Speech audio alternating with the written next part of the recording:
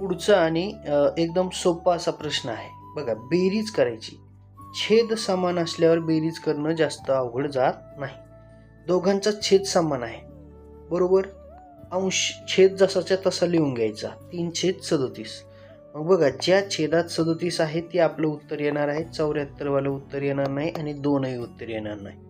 ठीक आहे. आणि 25 अधिक 18 हे काही 7 होऊ शकत नाही, म्हणजे हा पण पर्याय गेलेला आहे आपला.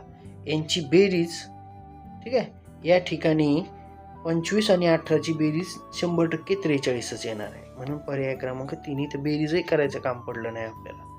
ठीक आहे. हे एलिमिनेशन मेथडने आपण याला सोडवलेलं आहे. बघा, आता यांची बेरीज करूया. बघा, बरोबर येतं का बघू.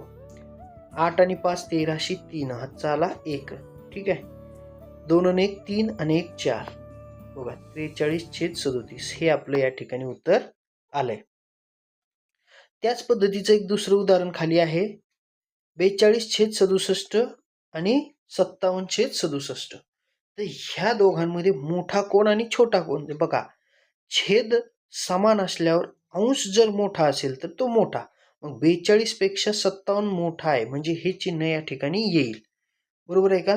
आता हे चिन्ह या ठिकाणी आलं म्हणजे कुठला पर्याय येईल आपला. हो, पर्याय क्रमांक डी येईल. ठीक आहे.